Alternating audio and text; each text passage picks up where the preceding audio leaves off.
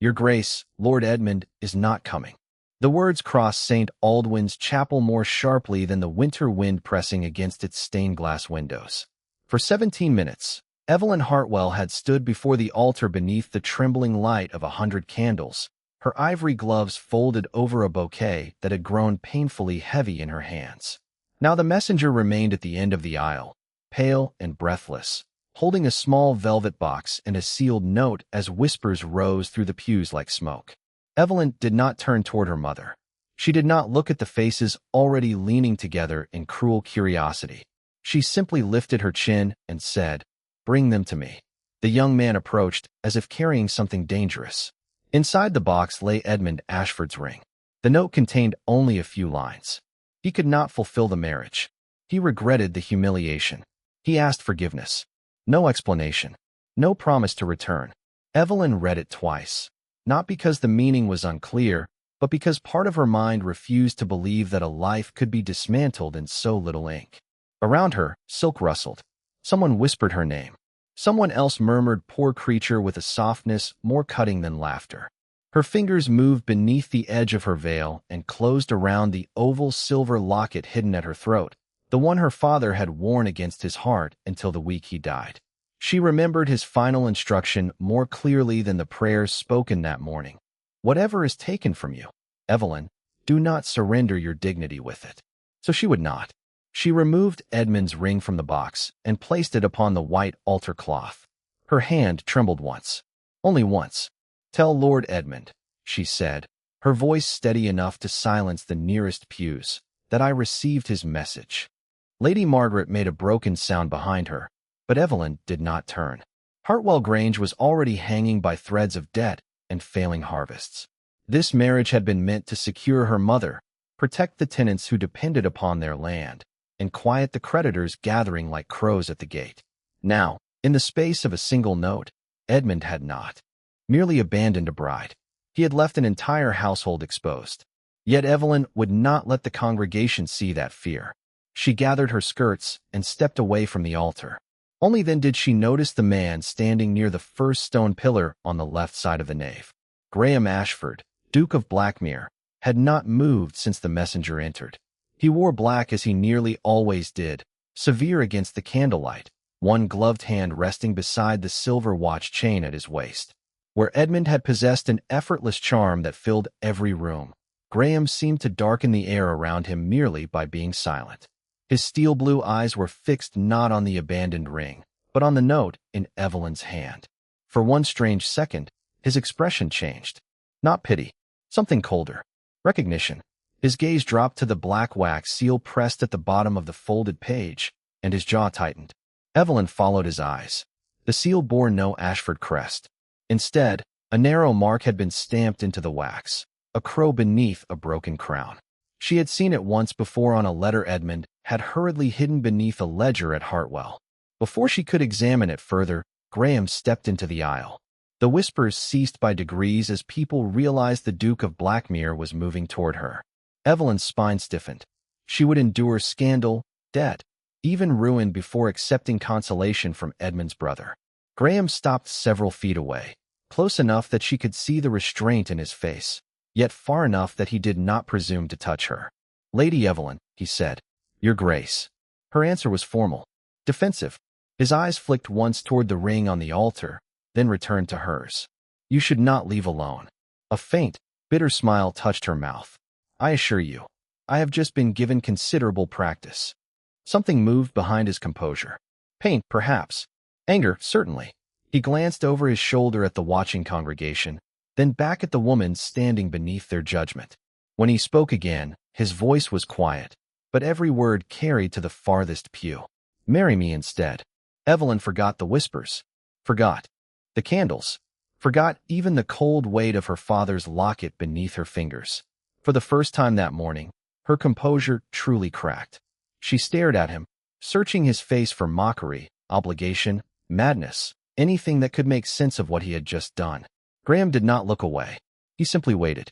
And Evelyn, standing in the ruins of one promise, asked the only question that mattered. "Why?" "Because you deserve the truth before anyone asks you for an answer." Graham's reply was quiet enough that Evelyn almost wished he had said something colder. Pity she could reject, duty she could understand. But there was something in his face that felt dangerously close to sincerity, and she had no room left for another promise she could not trust. She glanced toward the chapel doors, where rain battered the stone steps and figures had begun gathering beneath umbrellas. Then begin by allowing me to leave. I will. Graham's gaze followed hers. But not through that entrance. I have survived being abandoned before an altar, Your Grace. I believe I can survive a little rain. The rain is not what concerns me. His voice hardened. Reporters from York arrived before the ceremony ended. Evelyn's fingers tightened around her father's locket. Before, Graham glanced toward the doors. News traveled quickly once Edmund failed to appear. A bitter understanding came over her. Of course, an abandoned bride was tragedy. An abandoned Hartwell bride connected to the Duke of Blackmere was entertainment. And now you mean to protect the Ashford name. Graham looked at her for a long moment. No, the single word stopped her. My name can endure scandal. His eyes moved briefly toward the watching congregation. Yours should not have to. Before Evelyn could answer, Lady Margaret reached them, pale and trembling beneath her bonnet. Evelyn, please. Let us go somewhere private. Her mother's hand was cold. Evelyn wanted nothing from the Ashfords, least of all sanctuary beneath Graham's roof. But pride was not worth worsening her mother's distress. Your carriage, she said. Nothing else. Graham inclined his head. Nothing you do not choose. The words unsettled her. She had expected command from a duke accustomed to obedience. Instead, he stepped aside and allowed Evelyn to lead her mother from the chapel through a side passage, shielding them from the waiting crowd without once touching her. The road toward Hartwell had flooded before the carriage had gone 3 miles, leaving Blackmere House as the nearest safe refuge. Evelyn entered its iron gates reluctantly as evening settled over the rain-dark countryside. The mansion rose beyond the bare trees like a dark monument, its gray stone walls broken only by narrow windows glowing amber against the storm. Inside, Graham ordered a physician for Lady Margaret, arranged adjoining rooms for mother and daughter, and then disappeared into his study without mentioning his proposal again. Evelyn had expected pressure. His absence disturbed her more. Near midnight, unable to sleep, she descended in search of tea and heard voices beyond the half-closed library door. The morning papers will already have the story, a man said. Then they will print no speculation about Lady Evelyn, Graham replied. Your Grace, suppressing every reference may look as though Blackmere is trying to conceal a family disgrace. Then let them call it my disgrace. Silence followed. Protect her name. Mine can endure whatever remains. Evelyn stopped in the shadowed corridor. She had spent hours telling herself that Graham's intervention at the altar had been about Ashford honor. Yet here he was deliberately placing that honor beneath hers. Papers shifted inside the library. There is another matter, the solicitor said. Hartwell Grange. Evelyn's breath caught. Not tonight, Graham answered. She has endured enough. But if the mortgage is called, we may have less than a month. Evelyn stepped forward before she could think better of it. Her sleeve brushed a porcelain vase. It trembled against the table. The library door opened almost immediately. Graham stood there, coat removed, his expression sharpening when he saw her. Neither pretended she had heard nothing. Why? Evelyn asked. Are you discussing Hartwell's mortgage? Graham glanced back toward the documents on his desk. For a moment, the same guarded recognition crossed his face that she had seen when he noticed the black wax seal in the chapel. Because I believe my brother's disappearance and Hartwell's debts are connected. Anger rose through her, but beneath it came something more dangerous, uncertainty. You knew? Graham did not hide behind rank or reassurance. Not enough. He held her gaze. But enough to be afraid. Afraid of what? Evelyn asked. Graham remained in the library doorway, one hand resting against the dark wood as though he needed something solid beneath it. Of discovering the truth after it was too late to matter. His answer did little to ease her anger.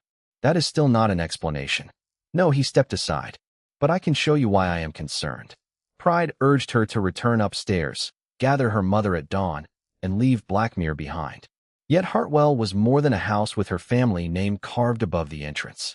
It was Mrs. Hale's schoolroom, the cottages beyond the orchard, the widowed tenants who paid late without being turned out, the fields her father had taught her to read as carefully as any ledger. She could not choose wounded pride over people who depended upon her. Evelyn entered. Mr. Bellamy, Graham's solicitor, stood beside a desk covered with maps and account books. He bowed and withdrew at Graham's quiet instruction, leaving them alone with the fire and the rain ticking against the windows. Graham turned one ledger toward her. These payments were made through Northvale Holdings. Edmund described them as preliminary railway expenses. Evelyn scanned the entries. He mentioned the railway to me. Did he explain the route? Only vaguely. She bent over the map. A line had been drawn across Hartwell's eastern fields. Her expression changed. This cannot be genuine. Graham watched her. Why? Because no competent surveyor would choose this route. She traced the line with one finger. The eastern ridge is limestone above an abandoned quarry. The ground shifts after heavy rain. And here, she moved lower. The river leaves its banks every March. A railway built through this section would require more reinforcement than the land is worth. Graham's gaze sharpened. You know the estate well. Evelyn looked up. I manage it. Your steward executes decisions. He does not make them. A trace of embarrassment crossed Graham's face. Edmund told me otherwise. Edmund rarely asked. The words came more bitterly than she intended. For a moment neither spoke.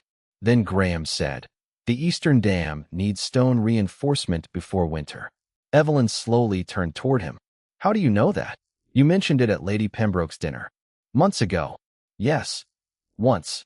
Yes. Her suspicion shifted into something she could not name. She remembered that evening.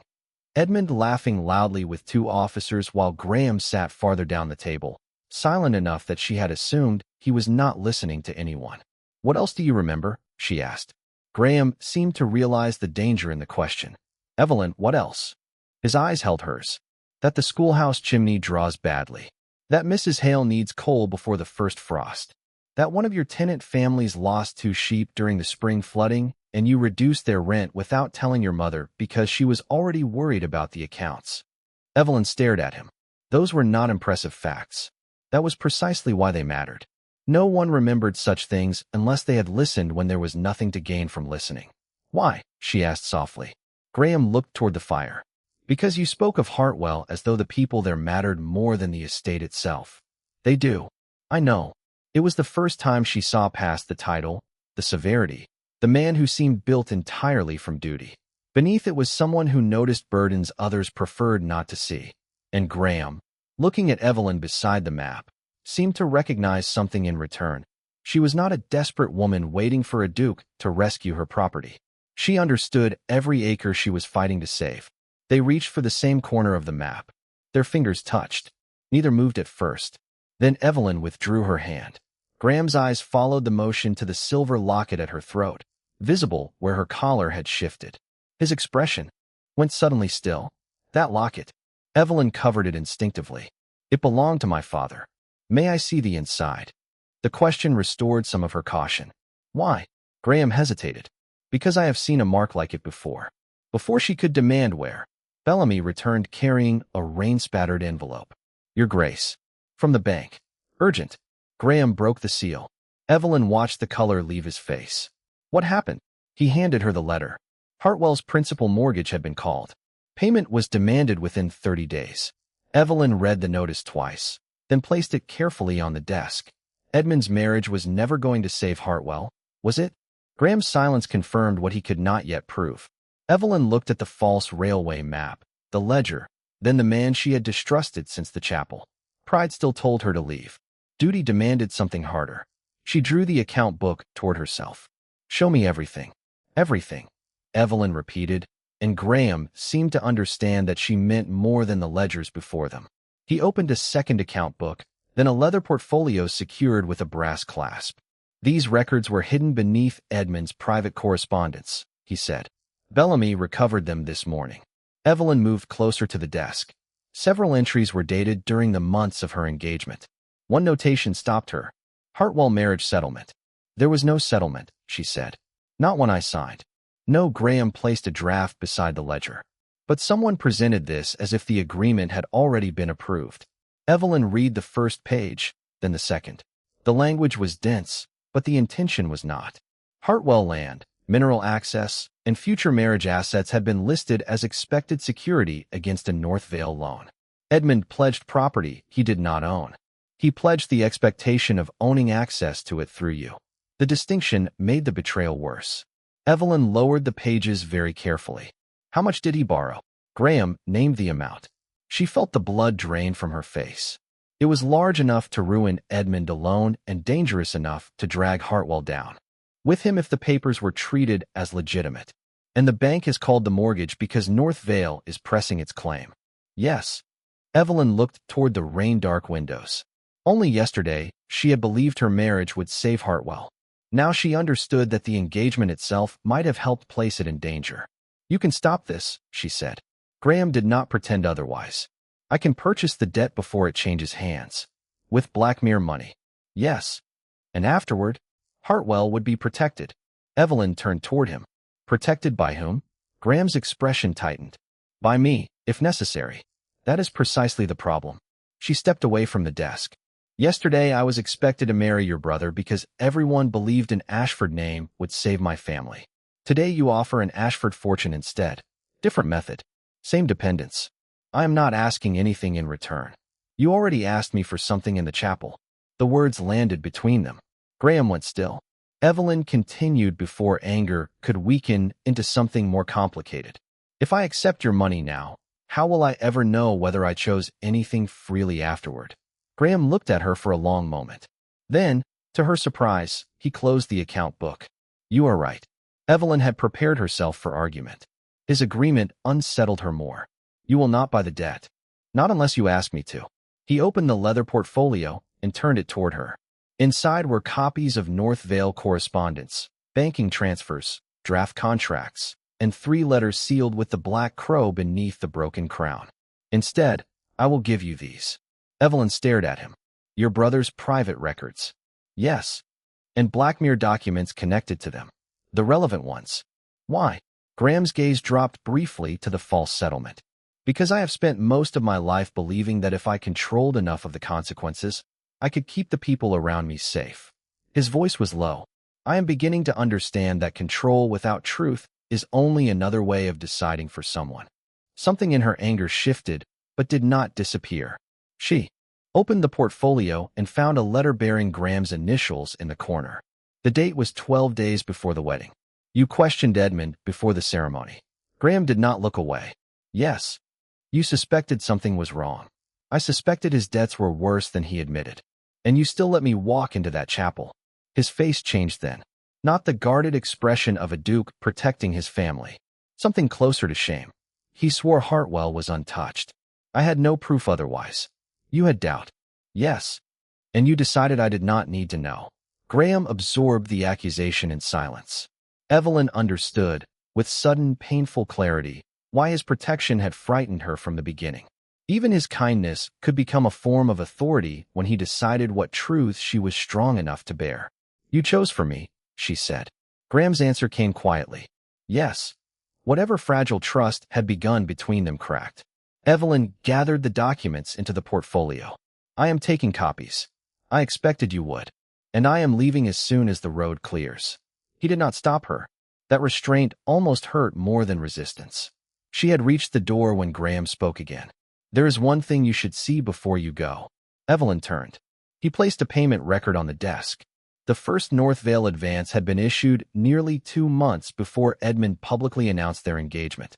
Beside it, in Crow's handwriting, was a notation, Hartwell Union expected. Evelyn felt the meaning settle slowly. Edmund's debts had not merely complicated their marriage. Someone had been planning to use the marriage before she even knew she was part of the bargain. By dawn, she was on the road to Hartwell with the portfolio locked beside her and one certainty gone forever. She no longer believed Edmund had chosen her first and betrayed her later. The betrayal had begun before the proposal. Hartwell Grange looked different when Evelyn returned, though nothing had changed. The same bare orchard stretched beyond the eastern windows. The same winter smoke rose from tenant cottages across the fields. Yet she could no longer look at the house without, wondering how many decisions about its future had been made in rooms where her name was spoken and her voice was absent. She had barely removed her traveling cloak when Mrs. Mercer, the housekeeper, hurried into the entrance hall. "Miss Hartwell, there is a gentleman in the study. He says he represents North Vale Holdings." Evelyn's hand tightened around the leather portfolio. "My mother?" "With him." She entered the study to find Lady Margaret Pale beside the fire while a narrow-faced man arranged papers across her father's desk. He rose with a practiced smile. "Miss Hartwell, Mr. Pritchard, I was explaining that an immediate transfer of the northern acreage might prevent more severe proceedings." Evelyn placed the portfolio on the desk. "Then explain it again." His smile faded slightly. "The language is rather technical. I have had an educational week." Pritchard pushed a document toward her. "Lady Margaret need only sign here." Evelyn read the first paragraph, then the second. Her anger arrived not as heat, but clarity. "This does not transfer only the northern acreage." Pritchard shifted. "There are standard protections. It grants mineral rights beneath the eastern ridge, access to the river, and authority over the quarry road." She looked up. "Those are not protections. They are control." Lady Margaret stared at the pages. "I did not understand." "You were not meant to," Evelyn said softly. Pritchard's manner hardened. "Miss Hartwell, refusal may force North Vale to call every obligation immediately. Then perhaps North Vale should first explain why this clause refers to a marriage settlement I never signed." The study door opened behind her. Graham entered in a black traveling coat, rain still shining across his shoulders. Pritchard stood at once. "Your Grace." Evelyn turned, surprised despite herself. Graham's gaze moved from her face to the unsigned document. "Continue," he said. Pritchard blinked. "I beg your pardon. You were explaining the contract to Miss Hartwell." He stepped aside from the doorway. "I would not wish to interrupt." Evelyn understood what he was doing. A duke could have ended the meeting with one command. Graham was choosing not to replace her voice with his. She returned to the document. "This authorization claims Hartwell granted North Vale rights directly." She opened one of the copied records from Blackmere. "Yet the original draft lists those rights as dependent upon my marriage." Pritchard's face tightened. "I cannot speak to how the documents were prepared." "Then perhaps you can explain this signature." Evelyn turned the page toward him. "It is dated 8 months after my father died." Lady Margaret drew a sharp breath. Pritchard looked toward Graham as though appealing to the greater authority in the room. Graham opened the door. "You heard Miss Hartwell." Pritchard gathered his papers with less dignity than he had arrived with. "North Vale will respond formally." "Good," Evelyn said. "So will I." When the carriage had gone, Graham remained near the study window. "You followed him here," Evelyn said. "I followed the man Crow sent after you." "You were watching me." No, his correction was immediate. "I was watching them." She studied him. "Is there truly a difference?" Graham glanced toward the desk.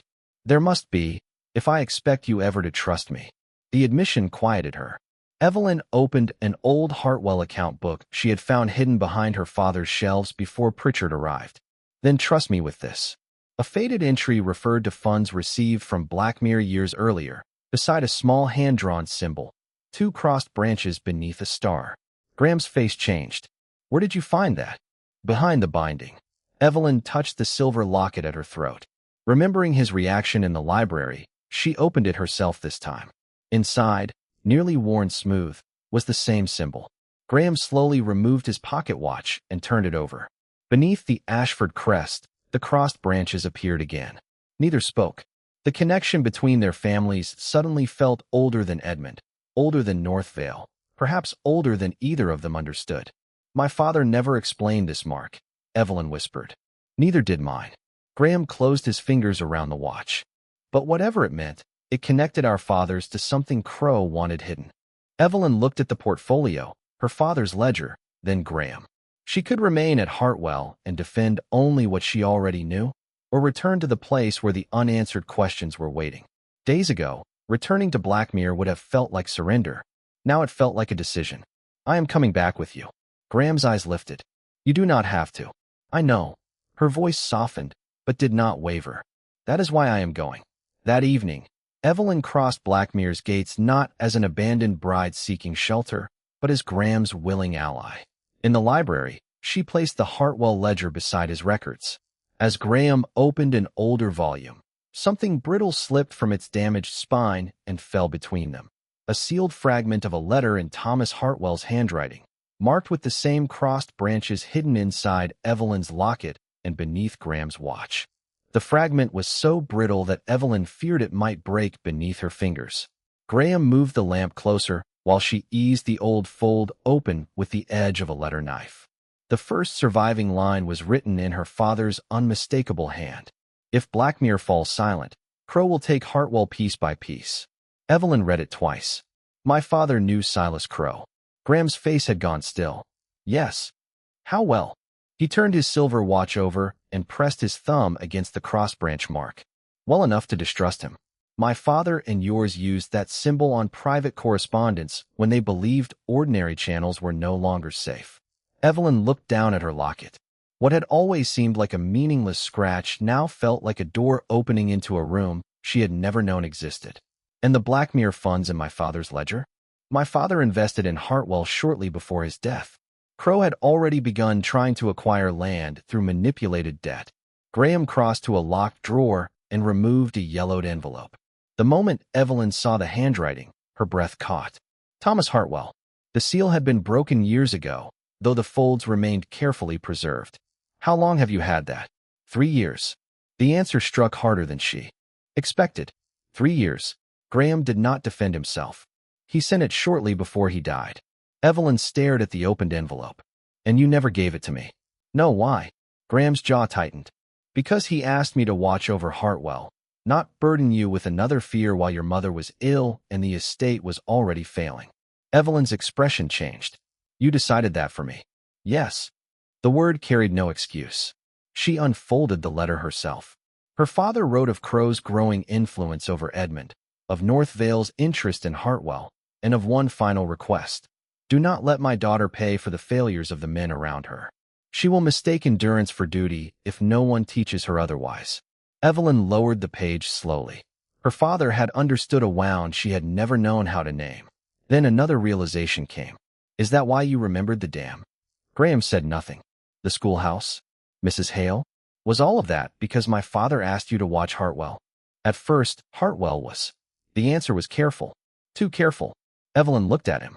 At first, Graham turned away, but the desk between them held too much evidence for silence now. Among the older papers lay a small notebook she had not noticed before. She opened it. The first pages contained estate figures. Then, dated 6 months before Edmund's proposal, she found a line in Graham's hand. Hartwell East Dam unstable. Evelyn refuses to dismiss 2 tenant families despite arrears. Find a discreet way to assist without insulting her. Her pulse shifted. Another entry followed weeks later. Lady Evelyn wore gray at Pembroke House. Spoke for 10 minutes about the school chimney. No one listened. I did. Evelyn closed the notebook. The room seemed to contract around them. This was before Edmund asked me to marry him. Graham's silence answered first. She looked up. How long? His eyes met hers. There was no title in his face now. No distance.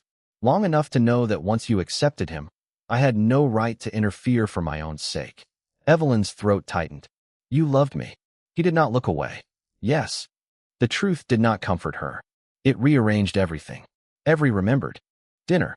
Every quiet observation. Every moment she had mistaken for indifference. Then why did you let me walk toward him? Because I believed you had chosen him. I chose what I thought would keep Hartwell standing. I did not know that then. You knew enough to suspect your brother. Enough to keep my father's letter. Enough to watch every burden I carried. Her voice trembled now, not from weakness but from anger held too long. But never enough to trust me with the truth. Graham took one step toward her and stopped himself. I believed loving you did not give me the right to interfere. Evelyn pressed her father's letter against the desk. And your silence interfered anyway. The words landed between them with terrible precision. You protected everyone's right to choose except mine. Graham closed his eyes briefly. When he opened them, there was no defense left. Yes. The front doors below slammed open before either could speak again. Voices rose through the hall. A servant appeared at the library entrance, pale and breathless. Your Grace, Lord Edmund has returned. Graham's expression changed at once. Alone? No, sir. Mr. Crow is with him. The servant hesitated. And Lord Edmund says he intends to prove that you forced him into hiding so you could take his bride. Evelyn looked at Graham, then at her father's letter, then at the notebook that had turned years of silence into evidence. The truth between them had fractured whatever trust they had built. Now the men who had profited from that silence had arrived at Blackmere, and what had been hidden in private rooms was about to be judged in public. Then let him accuse me properly, Graham said. He did not go downstairs at once. Instead, he ordered every Blackmere account connected to Edmund and Northvale sealed against alteration, instructed Bellamy to notify the county magistrate, and sent formal word to Crow that any accusation would be heard in an inquiry 2 days later. By the appointed morning, the estate hall was crowded with solicitors, neighboring landowners, the magistrate, and several members of society who had witnessed Evelyn's humiliation at St. Aldwyn's. Edmund entered beside Crow with the confidence of a man who still believed scandal could outrun evidence. "My brother forced me into hiding," he declared. "He threatened to expose my debts unless I abandoned the marriage. He wanted Miss Hartwell for himself." A stir moved through the room. Graham stood opposite him, pale but composed. "I will answer every charge." He placed a ring of keys on the magistrate's table. "Every Blackmere ledger, private account, and family trust connected to my brother may be examined. No privilege. No sealed family papers." Bellamy turned sharply toward him. "Your Grace, that could expose Blackmere to creditors and damage the estate's standing for years." "Then let it." Graham's eyes moved briefly to Evelyn. "I will not protect the truth by hiding behind the same power that helped conceal it." Evelyn understood the cost. Graham was not risking gossip. He was risking the stability, credit, and reputation he had spent most of his adult life preserving. Crow stepped forward. "A theatrical sacrifice proves nothing." "Agreed," Evelyn said. Every face turned toward her. She carried the leather portfolio to the central table. "So let us use facts." She laid out the false marriage settlement, the North Vale transfers, and the correspondence bearing the Crow and Broken Crown seal. Crow barely glanced at them. Documents pass through many hands. Errors are inevitable. One error, perhaps. Evelyn opened the fraudulent Hartwell authorization. "But this signature belongs to my father." That is what the document states. "My father died 8 months before the date written beside it." Murmurs spread through the hall. Crow's expression tightened. A copied signature may have been attached to an earlier authorization. Evelyn had expected that defense. She unfolded the railway survey Graham had shown her at Blackmere. "Then explain this." She placed it beside the supposed Hartwell agreement. "North Vale claims this survey was commissioned before Edmund proposed to me. It identifies the eastern quarry as Lot 17.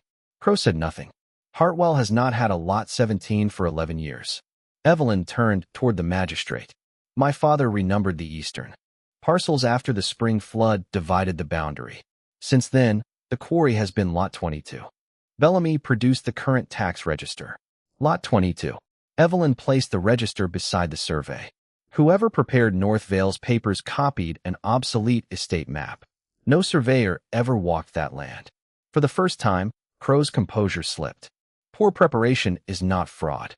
"No," Evelyn said. "But planning to acquire property before its owner knows she is part of the bargain comes closer." She placed Graham's recovered payment record on the table. "The first North Vale advance was issued 2 months before my engagement was announced. Beside it, in your handwriting, are the words Hartwell Union expected." The silence that followed was absolute. Edmund looked at Crow. Crow looked back too quickly. Evelyn saw fear pass between them. Graham saw it too.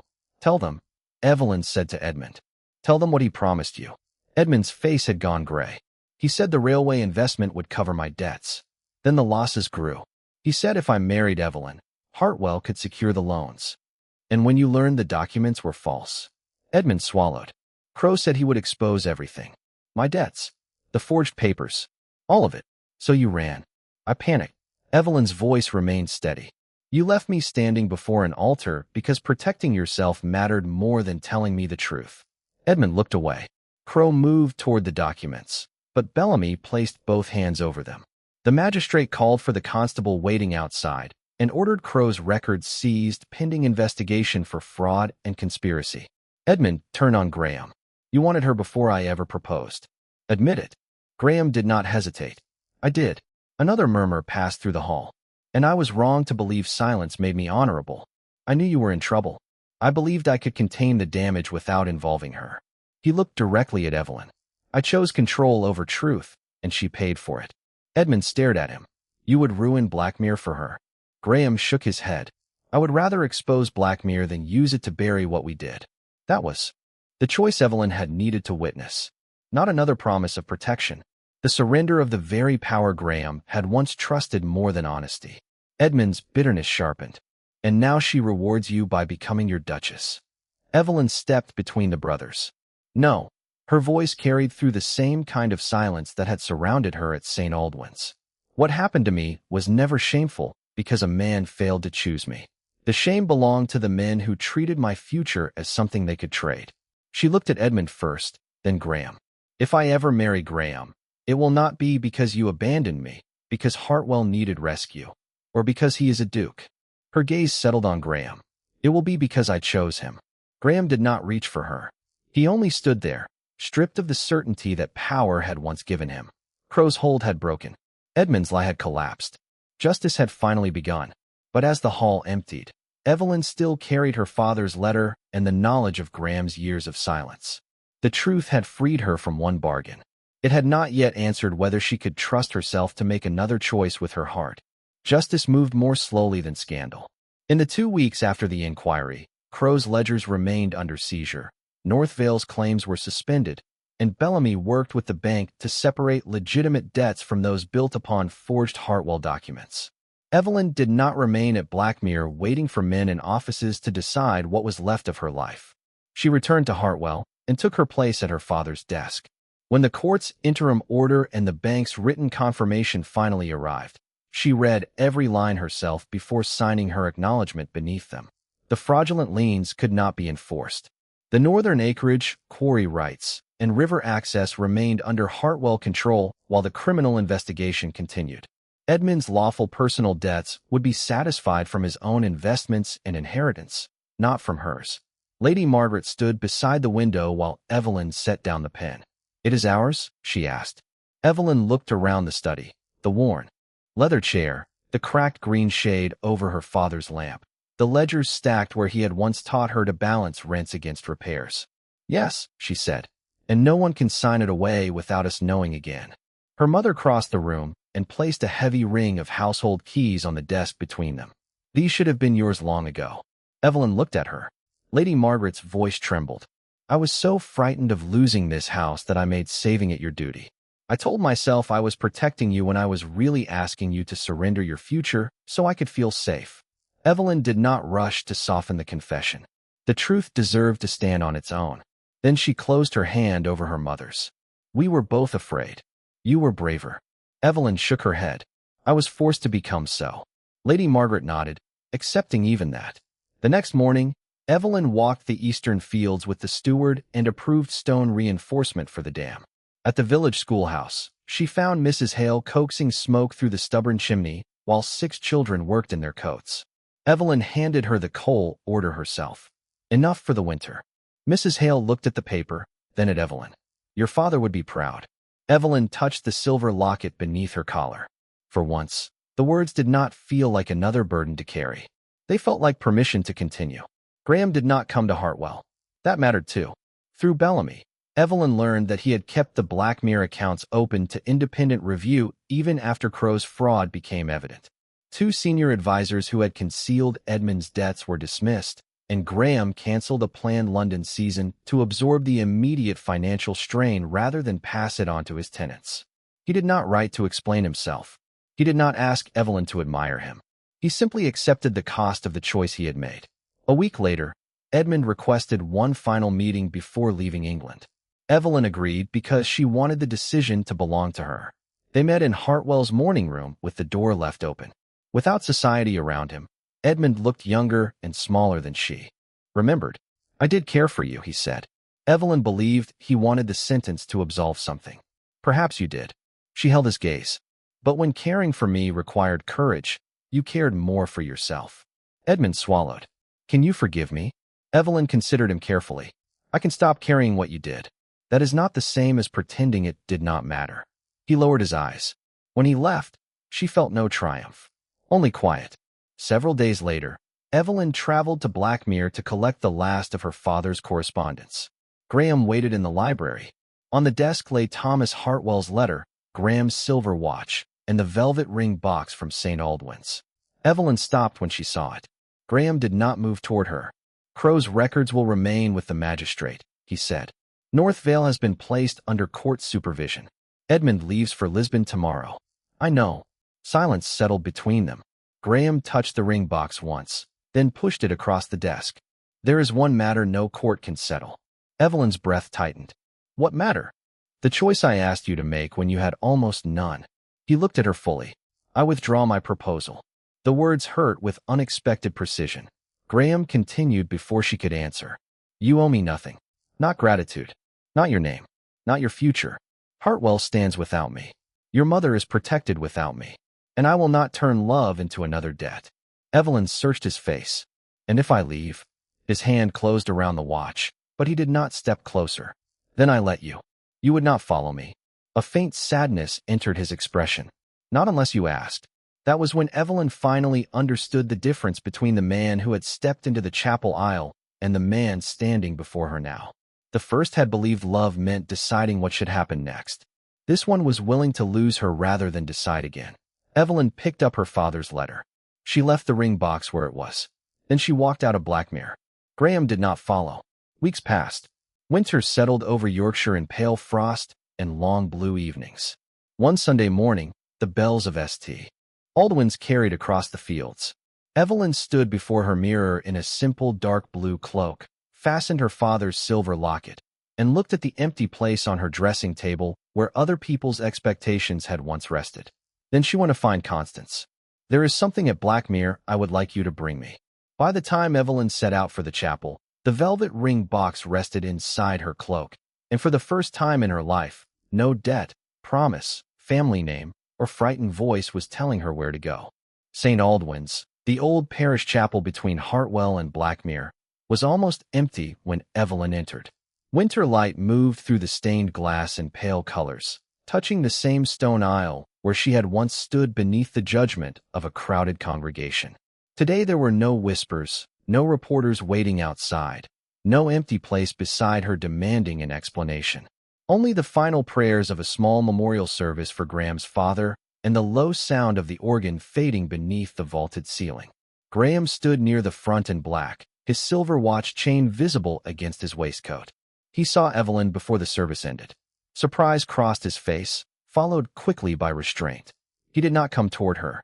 He did not assume her presence meant anything more than she chose to give it. That, more than anything, made her continue down the aisle.